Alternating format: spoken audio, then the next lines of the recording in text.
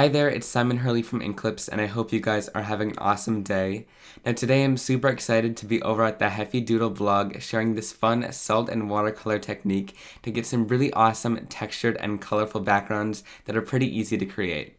Now I'm also using some of the adorable Heffy Doodle images that I can add on top of those backgrounds for some really fun cards to finish them off.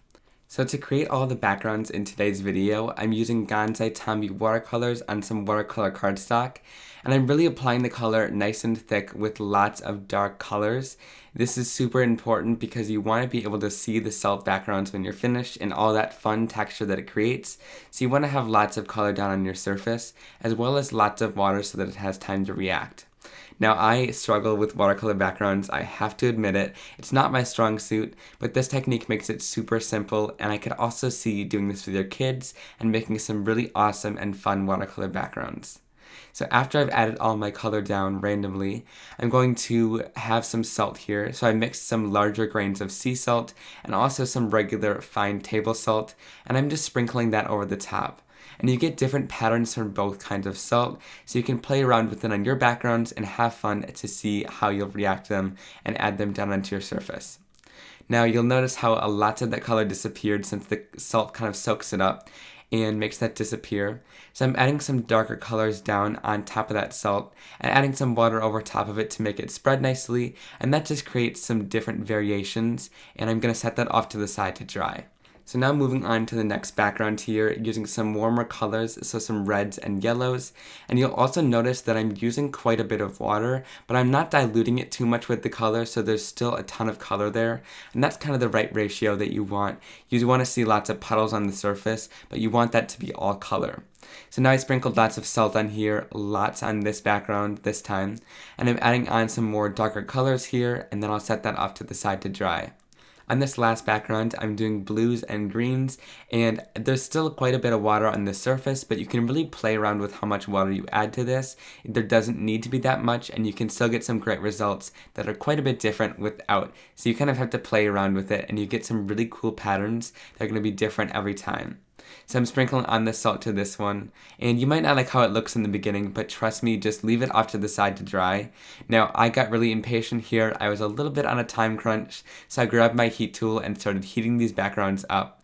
Now they did turn out fine, but as always, watercolor does turn out better if you just leave it off to the side and don't really mess with it too much. However, I did, so I just heated up all the areas here, made sure it was nice and dry, and then I'm going to scrape these little salt granules off. They tend to kind of get stuck on the cardstock, so I found that the best way to do this was just take an acrylic block that has a nice flat edge, and just start scraping off the salt like that, which makes it a nice smooth background again, and these look really awesome once they're done. The salt kind of eats away at the background, and you get some really awesome textures and fun patterns. So even if your watercolor wasn't perfect, those patterns really tend to cover that up and really show some awesome color there. So here are the three backgrounds in the end. I love how they looked. Now I'm taking some Lawn Fawn dies and cutting them out so I have some stitched edges, and I'll do some diagonals on the cards there. So now it's time to move on to the stamping and coloring of the images for the cards. I'm using these 3 stamp sets from Heffy Doodle that are super adorable and super versatile on the cards. They got a lot of little images as well as those awesome critters and lots of different sentiments you can pair up together to make the cards super versatile and fun. So I'm stamping all these images down in my mini MISTI. I'm just doing this so I can get some awesome stamped images, and I can stamp them once or twice if I want to get nice bold lines. So I'm stamping these with a waterproof ink because we're going to move on to some watercoloring. And I'm using a water brush here as well as my Gansai Tambi watercolors that I did for the backgrounds since they're super bright and vibrant. So I colored them in with these little images as well. Now I never really break these out for coloring in little critters like this. I always just seem to use them for backgrounds and things like that because they're so bright and vibrant, but I actually really love how these little critters turned out today. I just used a little fine water brush which helped me get into all the details and really spread out that color. A little bit goes a long way with these watercolors because they are super vibrant and buttery. It's super easy to get the color out, so you really want to just spread some of that color a long way on the cards, and it really works out well on little images like this. So I'm just coloring in this little alligator with that green, and I want him to be a little birthday wine connoisseur. So I'm adding that little red wine bottle there, and I'm coloring that in. Now if you see me moving off to the side there, I'm just wiping off some color onto the napkin. That way, when I'm spraying up my color, I have a little bit of a darker shadow, and then I can move into the light one. So you can see I'm laying on that color nice and dark on one side, and then I'll wipe my brush off so it has nothing in it except for the water, and then I'll kind of fade that out so it blends nicely. You also don't have to have too many colors to be watercoloring these little images in. They're pretty simple images, and also when I'm watercoloring, I tend to do one thing with that same color and make it darker, and then dilute that color down and make it into a lighter. So like with this lion here, I colored in his mane a darker color, and I used that same color but diluted for his body and his head, so you get some nice shading that way, and you can really vary the color. So then I'm doing some more shading in the little lion's body here with that same color just to make it a little bit darker and stand out more. Then I'll do the same thing around his head.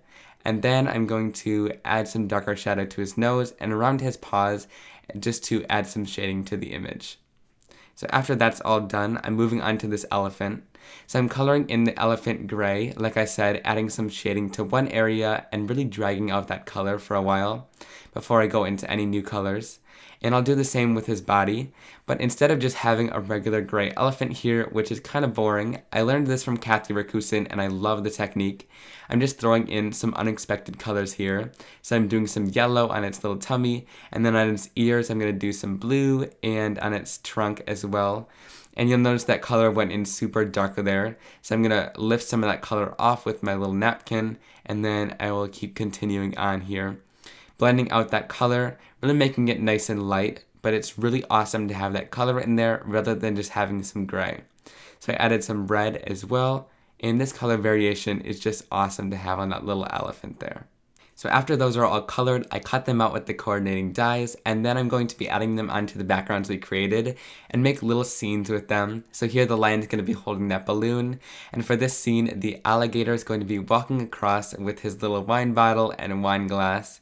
And I wanted to make it look like he was kind of running across the card, and he's really excited for his little birthday party that he's attending. And then for the last card that I'm creating, I did the little elephant there, and then I'm going to add the little mirror in his trunk. So they all have these little images from their sets, and the sentiments kind of go along with each one. And I also cut out those little background pieces with some stitched dies, and I'll add those onto the card bases on a little slant here.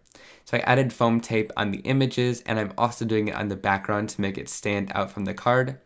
And you'll see that I added it to the corner here and made it nice and slanted with that die. So it gives an awesome finished edge and awesome effect onto the card. So then for the sentiment set, like I said, there's tons of sentiments to choose from. So I kind of just tend to go through the set and line them up to see what I want. And I ended up just choosing the sentiment, "You're great." So I kept it nice and simple, but I love that sentiment with that lion there. And then for the elephant, I did "When you look this good, age is irrelevant" for that little mirror. And then for this other card with that alligator there, I just decided to do the happy birthday sentiment.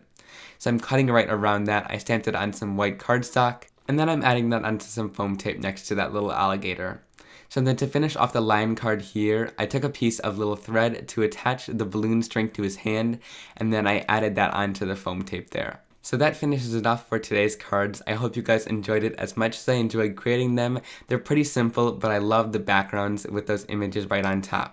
So give that Heffy Doodle blog a visit as I wrote over there today, and I also have the post up on my blog, so there'll be more videos on screen right here. If you click that subscribe button, I would love it, and you can join my YouTube family to never miss another video.